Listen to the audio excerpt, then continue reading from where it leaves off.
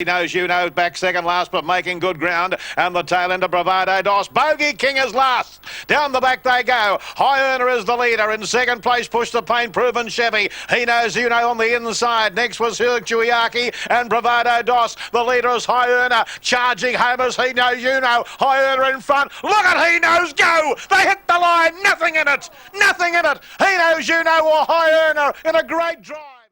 Yes, one of the great calls from one of the greatest greyhound callers we have ever seen. Certainly the voice of Wentworth Park, and he'll have his final night here at Wentworth Park this Saturday night. Paul Ambrosoli, thanks for joining us here on Chasing the Dollar. Ben Damon is my name. Adam Pengilly joins me. It just won't be the same without him, will it? I think it's fair to say, Ben, Wentworth Park will never be the same with old PA up in the broadcast box. He's been an absolutely amazing race caller for so many years. I encourage everyone to get out here to Wentworth Park on Saturday night with a few presentations and special celebrations to honour the great man. Yeah, and congratulations, of course, to Tim Newbold, a former face here on Chasing the Dollar. He will be taking over here at Wentworth Park, so looking forward to that. It is well deserved, that's for sure. Now, the first of the quaddie legs is race number 5 on Saturday night. It is the Pat Ambrosoli Appreciation Stakes. Yeah, really nightmare race to start the quad here, Ben. I could probably make a case for at least 5 or 6 different greyhounds in this race. Going to play a little bit of value, hopefully, here with number 7, Aurora Girl. I know she's drawn a little bit awkwardly here, but before that Peter Mossman semi-final where she had that bad crash at the first turn, she was in absolutely fantastic form. Chased home Corbin Whip in a heat of that series in about 29.70. A couple of starts before that, one in 29.70. The only query here really is the box draw. She's got a whitish runner on outside, which should help a little bit. She doesn't have a lot of early speed. She needs a little bit of luck, and hopefully she'll be able to swoop over top of them at some sort of price as well.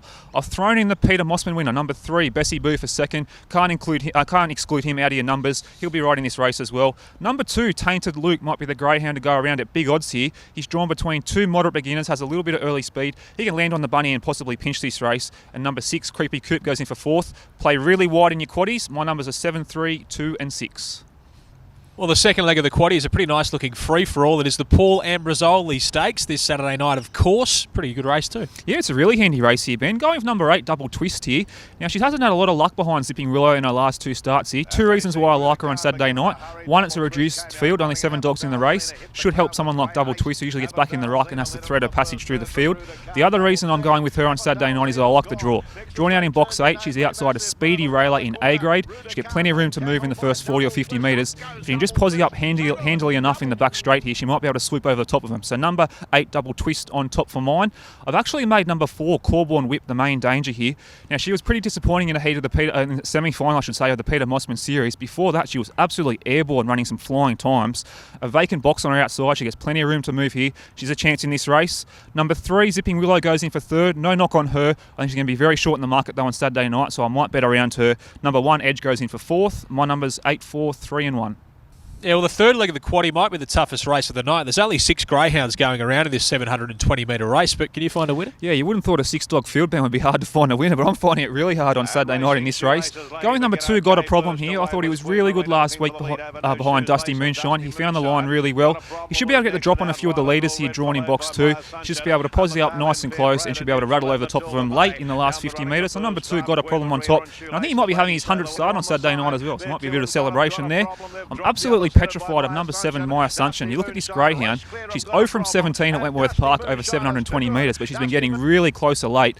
Another thing that plays into her hands is a reduced 6-dog field as well. She comes from back in the ruck, so that might help her as well. Number 1, Queen Marina, has plenty of early speed and is drawn to land on the bunny here. And number 8, Yellow Fever, goes in for 4th. Really, really tough race. My numbers are 2, 7, 1 and 8. Well, that'll take us to the final leg of the quaddie here at Wentworth Park on Saturday night. This is the Blue Paws final. You'd think it comes down to the 1 and the 7. Yeah, it does, Ben. We're glad we found a bit of an easier race to finish the quaddie here. Leaning towards number 1, Miss Suko here. I think the only danger really is I'm Pedro, like you mentioned earlier there. The only reason I sort of favoured Miss Suko was because of the box draw. I think number 4, Sir Lancelot, might hold the key to this race. He's a screaming wide runner drawn in the middle of the line there. So you think the greyhounds underneath him are going to be advantaged. She's got plenty of early speed. I loved her first run at Wentworth Park last week in 29.85. She's drawn to land on the bunny and get the chocolates for us here. Number 7, I'm Pedro, is a very talented greyhound with lots of early speed. Like I mentioned earlier, the only reason I leant towards Miss Suko is because of the box draw. Then you can throw in number 2, Flying Mawson, and number 3, Perfected for your multiples. My numbers are 1, 7, 2 and 3. All right, Adam, take us through your best bet of the night. I didn't get it early, Ben. Race 1, number 2, Bobby Blanco. He's a greyhound who gets back in his races, but he's drawn to get a few favours here on Saturday night against a pretty moderate field, so I'm happy to go with him. Okay, and your value? Yeah, it comes in that first leg of the quarter. I think if you like anything in that first leg of the quarter, you can get some sort of value. So race 5, number 7, Aurora Girl. Doesn't have a whole lot of early speed, gets back in her races, but with a bit of luck, she'll be able to storm over the top of them late. You go wide in that first leg of the quarter. Yeah, going to go really wide in that first leg of the quarter. So we're going to take Tainted Luke, Bessie Boo, Creepy Coop, and Aurora Girl. Now, I'm mindful with a couple of reduced fields, we've got to play really skinny in the next 2 legs. So I've only gone with Corborn Whip and Double Twist in the second leg. In the third leg, gone with Got a Problem and My Assumption, and we'll come home with Miss Suko and I'm Pedro in the last leg. Okay, good luck on Saturday night. Yeah, good luck to you too, Ben, and say a nice farewell to PA on Saturday night. Looking forward to everyone getting out here on Saturday night. Yeah, most certainly. Should be a special night. We'll see you next time on Chase the Dollar.